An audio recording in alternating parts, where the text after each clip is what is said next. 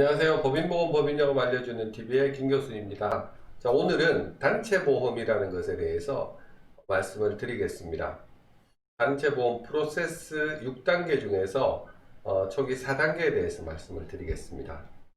자, 단체보험은 판매 프로세스 6단계로 구성이 되어 있고요. 시장을 발굴하는 단계에서 시장 접근, 방문 면담, 분석 설계, 계약 체결, 시장 관리 이렇게 6단계로 볼 수 있는데요. 저희는 시장 발굴에서 분석 설계까지 초기에 어떻게 우리가 이 시장을 들어가고 어프로치하고 상담을 해야 되는지에 대해서 말씀을 드리겠습니다. 자, 시장 발굴 부분부터 볼까요? 기반 시장과 소개 시장, 개척 시장에서 우리가 시장을 처음에 선정을 할 때 어떻게 해야 되는지를 같이 한번 보도록 하겠습니다. 5인에서 30인 시장은 소규모 시장이라고 하고요. 30인에서 300인 시장을 중견시장이라고 합니다. 주로 단체보험 영업은 소규모 시장에서 주로 이루어지는데 업체 수는 한 18만 8천 개 정도 되고 중견시장이 한 4만 8천 개 정도 됩니다. 거래업체 수로 보면 소규모 시장이 지금 현재 거래업체가 한 3만 7천 개에서 3만 8천 개, 한 20% 정도 점유율을 갖고 있고 중견시장이 6,300개에서 한 7천 개 정도로 한 13에서 14% 정도 됩니다. 주로 이제 이 소규모 시장은 개척 판매가 가능하기 때문에 영업하시는 많은 분들이 소규모 시장을 우선적으로 가고 있는데, 그러다 보니까 여기 시장은 굉장히 경쟁이 치열하고 또 이 시장 자체가 그렇게 크지 않기 때문에 여기서 이제 우리가 단체보험 영업을 하면 단체보험만 하는 게 아니고 뭐 법인명의라든지 또 기타 개인보험 판매까지 같이 하려고 하는데 규모가 적으면 적을수록 추가 판매 기회가 부족하게 됩니다. 그래서 약간은 영업을 하실 때 이제 처음 시작, 단체보험 시작은 아주 소규모 시장에서 하지만 기업의 규모, 사이즈를 조금씩 늘려가야 될 필요성이 있고요. 대신 이제 규모가 작은 만큼 이 영업을 해서 결과까지 나오는 시간은 짧게는 뭐 한 달 이내에도 될 수 있고요. 보통 저희가 방문 프로세스를 타고 저희가 영업을 하면 한 달에서 한 달 반 정도면 작은 시장은 성과가 나올 수 있다라고 봅니다. 주로 마케팅 영역은 소규모 시장들이 이제 단체 보험을 주로 하는데 중견 시장으로 가면 일단은 소규모 시장보다는 단체 규모가 좀 크기 때문에 경쟁도 덜 치열하지만 또 기업 규모, 그 다음 재정적인 규모들이 좋기 때문에 추가 판매 기회가 있다라고 보시면 될 것 같습니다. 대신 이쪽 시장은 규모가 커지면 여러 단계를 거쳐가야 되기 때문에 일단 대표님을 만나기가 쉽지 않거든요. 그래서 여기 들어가면 상당히 좋은 시장이지만 초기 접근이 어려울 수 있다라는 부분이고, 마케팅을 주로 단체보험 외에도 법인명이라든지 퇴직연금이라든지 또 좀 더 확대를 하면 그 시장 안에서 개인보험도 판매할 수 있기 때문에 상당히 좋은 시장으로 볼 수 있습니다. 제가 영업을 좀 더 추천을 드리는 단체는, 영업이 좀 용이한 단체로는 소규모 시장보다는 20인에서 40인 시장이 조금 더 좋다라고 보시면 될 것 같고요. 이 시장은 소규모 시장 대비해서는 시장 규모가 조금 더 크면서 재정적이나 뭐 금전적으로 좀 더 여유가 있고 안정이 되어 있습니다. 그래서 단체보험 외에도 법인명이라든지 이런 부분을 좀 추가적으로 확대할 수 있는 여력이 된다라고 보시면 될 것 같고, 대신 소규모 시장 대비해서 가실 때는 좀 더 다양한 컨설팅력을 갖고 가셔야 돼요. 여기서 요구하는 게 연구소 설립, 그 다음에 뭐 특허의 자본화 또는 기업 자금, 뭐 정책 자금 대출이나 이런 부분들이 더 필요할 수 있고요. 향후에 가업 승계를 하겠다라고 하면 충분히 이제 가업 승계할 수 있는 부분까지 고려하고 가셔야 되는 부분이고, 그 다음에 이제 주로 이 시장들이 다단계 의사결정 구조를 갖고 있다 보니까 소규모 시장은 대표님 혼자 결정을 하시지만 이런 곳은 담당자도 같이 인볼브가 되어 있습니다. 그러다 보니까 여기서 복수 견적을 요구하는 케이스들이 많고, 보통은 이제 저희가 단체 보험 판매를 할 때는 소멸형보다는 환급형을 주로 파는데, 이제 뭐 복수 견적이 들어오면 우리는 이제 환급형을 팔아야 되지만 다른 곳에서 이제 소멸형이 들어올 경우에는 사실 소멸형 같은 경우는 거의 수수료가 안 나오기 때문에 판매 의미가 없어집니다. 그래서 조금 뭐 그렇게 되면 낭패를 겪을 수가 있기 때문에 어쨌든 유의를 하고 영업을 하셔야 될 것 같습니다. 자, 첫 번째 시장 찾기에 대해서 말씀을 드리겠습니다. 시장 찾는 부분은 주로 우리가 사용하는 게 크레탑이나 키스라인이라는 부분을 활용을 많이 하고요. 주로 기업의 재무 정보가 담겨 있는 사이트고, 단체보험이나 법인명의에 관심이 있으신 분들이라면 다 아시는 사이트일 겁니다. 이쪽에서 활용을 하시는데, 기업을 찾으실 때는 시장 조건 부여를 잘 하셔가지고 내가 활동할 수 있는 시장, 그 다음에 이익이 나는 회사 중심으로 찾으시면 될 것 같고요. 주로 여기서 시장을 찾으셔서 DM이나 TA 자료 산출을 하시고, 가급적이면 기업 방문을 하실 때는 사전에 방문 약속을 하시고 가는 게 제일 좋습니다.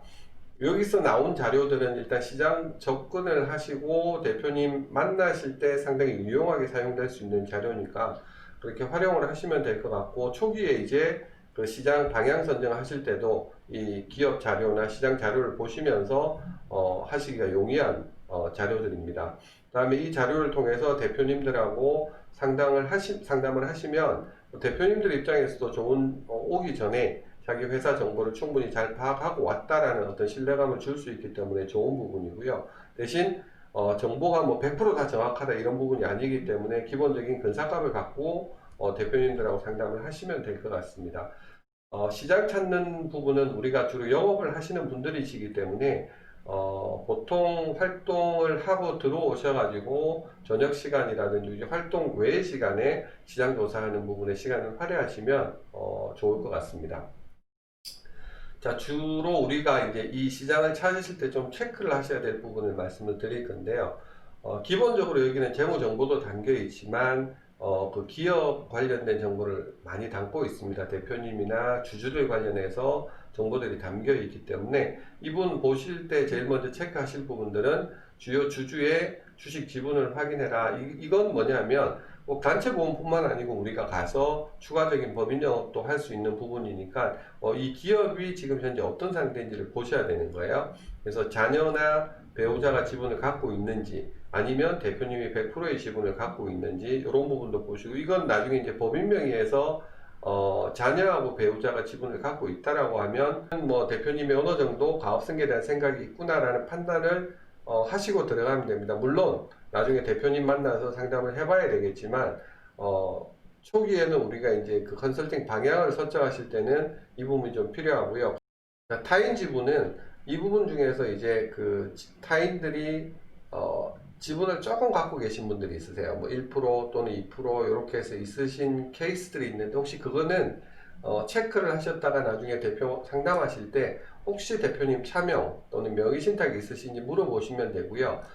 초기에 사업을 하시면서 대표님들이 본인이나 본인 가족이 아닌 다른 사람 명의를 이용해 가지고 주식을 예전에 줬던 케이스들이 있습니다. 그래서 이런 케이스들은 대부분 대표님들이 지분을 회수해오는 부분에 대해서 고민을 많이 하고 계세요. 그래서 어떻게 보면 좋은 영업 툴이 될 수 있기 때문에 물어보시고, 혹시 고민 중이다라고 하시면 저희가 해결할 수 있는 방안을 제시하겠습니다. 그러면 바로 영업으로 이어지기 때문에 꼭 체크를 하셨다가 물어보시고요. 그 다음에 이제 동업자 관계가 돼 있는 케이스, 뭐 대표님이나 동업자가 있는 부분 같은 경우는 저희가 법인 영업할 때 상당히 유효하게 크로스로 뭐 회사에서 법인 계약을 통해서 보장할 수 있는 이런 부분들이 있기 때문에 체크를 하시면 좋습니다. 그 다음에 설립연도 확인을 하셔가지고 향후에 혹시 이제 우리가 단체보험에서 좀 더 영업을 확대를 해서 법인 명의로 갈 수 있을 때 대표님의 퇴직금이라든지 이런 부분들을 예상할 수 있기 때문에 확인을 하시고요. 그 다음에 이제 단체보험에서 굉장히 중요한 부분은 이 회사의 현재 종업원 수가 어느 정도 돼 있는지, 그 다음에 이 회사의 업종이 뭔지, 단체보험에서는 업종에 따라서 보험료들이 다 달라지기 때문에 꼭 체크를 하시고요. 유의를 하셔야 될 부분들은 주로 이제 이 크레탑이나 키스라인은 재무 정보들이 주로 업데이트가 되기 때문에 과거의 초기에 이 회사의 뭐 종업원 수가 최초에 등록됐던 수랑 지금 현재 실제 이 회사 운영하면서 있는 종업원의 수가 안 맞을 수는 있습니다. 그래서 일단은 기본적으로 체크를 하시고 현장 가서 다시 확인을 해 보셔야 될 부분이세요. 자, 그 다음에 어차피 재무 정보를 보시는 거기 때문에 여기서 우리가 보셔야 될 부분들은 이 회사의 3년 정도치가 다 나와 있습니다. 그래서 매출과 이익 추이를 보시고, 당연히 우리가 회사를 갈 때는 이 회사가 이익이 나는 회사, 매출이 나름대로 조금씩 늘어나고 있는 회사를 가셔야 돼요. 지금 우리가 기업을 갔는데 회사가 지금 뭐 3년, 4년 계속 적자가 나고 있다 그러면 대표님하고 단체 보험이 됐던 법인명의가 됐든 아무것도 얘기하실 수가 없으세요. 그래서 이런 부분들 체크를 하고 가셔야 되고, 그 다음에 이제 이게 재무 현황을 보셔야 되는데, 이 재무 관련돼서 일을 하셨던 분들은 재무제표를 보시는데 아무 문제가 없지만, 처음 접하시거나 또는 재무제표를 잘 모르시는 FC님들 같은 경우는 이 부분에 대해서 좀, 이거 너무 어렵다 하실 수 있는데, 간단하게만 체크할 수 있는 부분들만 말씀을 드리겠습니다. 여기 나와 있는 것들 중에서 좀 보셔야 될 부분들은 이 유동이라고 붙어 있을 거예요. 유동자산, 유동부채, 즉 1년 이내에 자산화될 수 있는, 현금화될 수 있는 걸 유동자산이라고 하고요. 부채 중에서 1년 이내에 갚아야 되는 부채를 유동부채라고 합니다. 그래서 유동자산과 유동부채 체크를 하시고, 현금성 자산인 당좌자산을 체크를 하시되, 이것들을 비율로 체크를 해 보시면 돼요. 주로 많이 보셔야 될 부분들이 이 유동 비율이라고 해서 유동 자산하고 유동 부채를 비교를 해 주시면 됩니다. 그래서 전체 유동 자산에서 유동 부채를 나눠주는 게 얼마 정도 되냐. 보통 저희가 비율로 보면 한 150% 이상 되면 좋은 기업이라고 생각을 하거든요. 그래서 그 정도 되는지, 만약에 유동 자산 대비해서 부채가 너무 많으면 이 회사는 실제 좋은 회사가 아니고 건전하지 않을 수도 있다라고 생각하시면 될 것 같고요. 그 다음에 이제 당좌 비율 체크를 한번 해 보셔야 돼요. 그래서 당좌 자산을 전체 갖고 있는 유동 부채로 한번 나눠 주시는데, 이게 유동 부채가 너무 많으면 좋지 않잖아요. 그래서 당좌 자산, 즉 현금성 자산으로 지금 1년 이내에 갚아야 될 부채를 다 갚을 수 있는 정도 수준의 기업인지 아닌지, 그래서 이게 100% 이상 나오면 양호한 기업으로 보시면 됩니다. 그 다음에 부채 비율 확인하실 때는, 부채 비율은 전체 이 부채 총계에서 자본 총계를 나눠 주시고, 자본이 부채보다 많은 게 우량한 회사라고 보시면 될 것 같고, 요거는 100% 미만으로 나오시는 게 좋은 회사다, 이렇게 보시면 될 것 같습니다. 그 다음에 이제 우리가 이 주로 재무제표를 보실 때 제일 이제 먼저 보시고 또 제일 유익 있게 확인하시는 부분들이 잉여금이거든요. 회사가, 기업이 1년 동안 사업을 하고 장사를 해서 매출 이후에 세금을 내고 나서 남는 이익을 당기순이익이라고 합니다. 이 당기순이익을 가지고 회사는 1년 동안 장사를 해서 결산 이후에 주총에서 결정을 해요. 이 남은 이익을 주주들한테 배당을 할지, 그렇지 않으면 회사에 유보를 시켜 놓을지. 만약에 배당을 하지 않고 유보를 시켜 놓게 되면 잉여금이라는 항목으로 잡히게 됩니다. 그래서 이 잉여금이 쌓이고 쌓이면 미처분 이익 잉여금이라는 항목으로 남게 돼요.